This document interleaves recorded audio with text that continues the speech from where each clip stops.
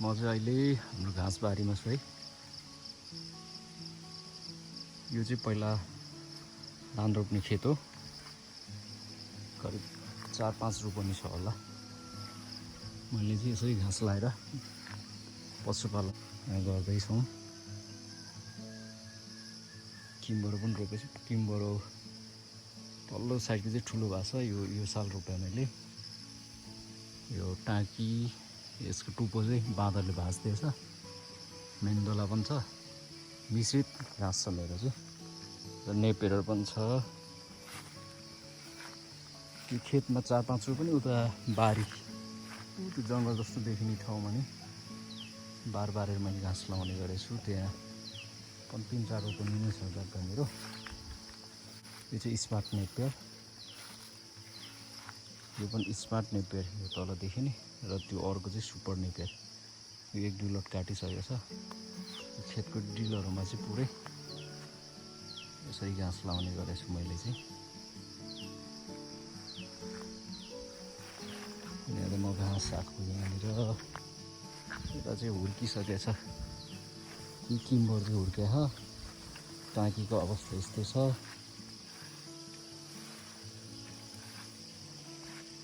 Napier ठुल्ठुलो भइसकेको छ यता चाहिँ।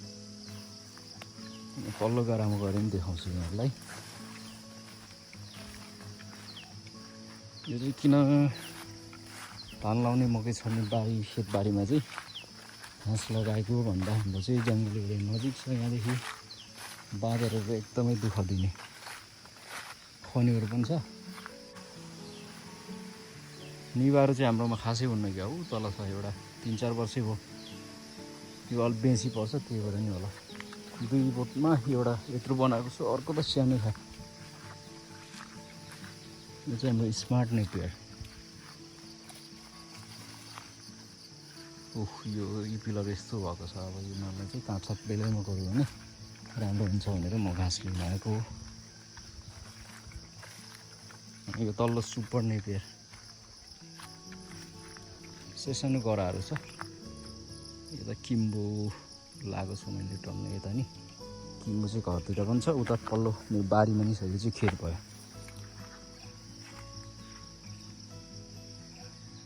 तल देखिने चाहिँ त्यो घाँसको नामै बिर्सेँ मैले। यो पनि अहिले राम्रै फर्स्ट आएको छ। यस्तो छ गाइस हाम्रो घाँस खेती है। घाँस खेती चाहिँ अनिवार्य गर्नु होला पशुपालन गर्ने किसानहरूले। अझ पहाडी एरियामा दाना महँगो हुन्छ।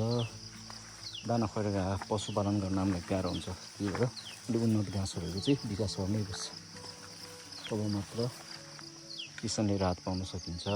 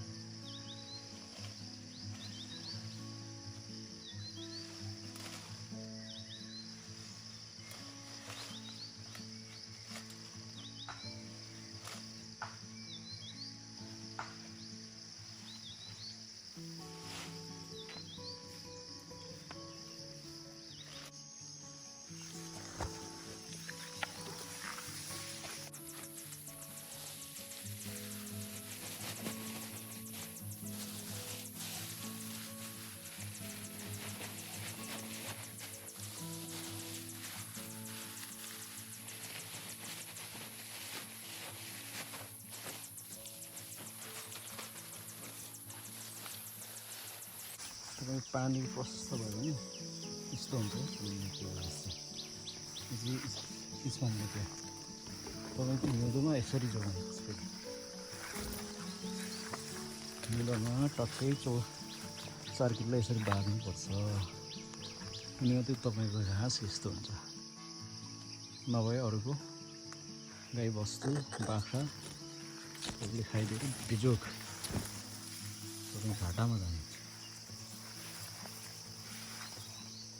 पशुपालन गर्ने किसानले चाहिँ यसरी मिश्रित घाँसहरू लाउने हो है मेरो यो सुझाव भन्दा पनि आफूले भोगेको घाँस बिना केही हुन पशुपालन किसानले अर्को कुरा यो बाँदरले दुःख दिने ठाउँमा चाहिँ यसो गर्दा कसो होला राम्रै होला होइन यो नेपेड घाँस काटेपछि यसो पन्जा लाउनुहोस् है हात लाग्दा फेरि यसले धुजा बनाउँछ नि पन्जा लाउनुहोस् बाउले कपडा लाउनुहोस् आज म चाहिँ वर्षमा जति छिटो काट्यो त्यति धेरै यति राम्रो आउँछ फेरि काट्दाखेरि चाहिँ फुर्ती काट्नुपर्छ है हजुरहरू यो मासिने सानो खाँदैछ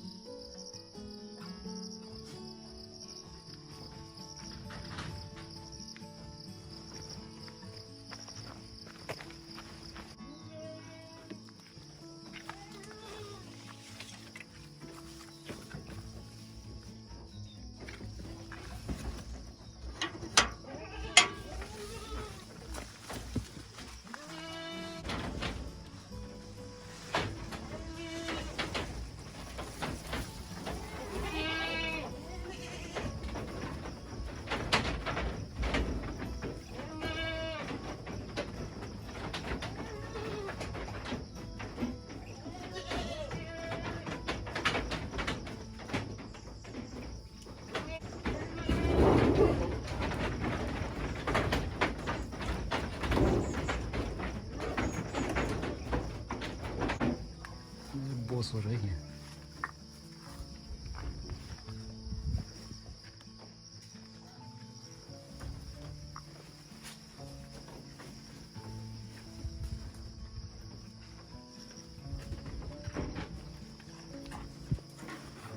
नदेखिने रहेछ है केटा पार्टेसन बाँकी छ अनि बाख्रा पुरानो फन्देखि ल्याउनु बाँकी छ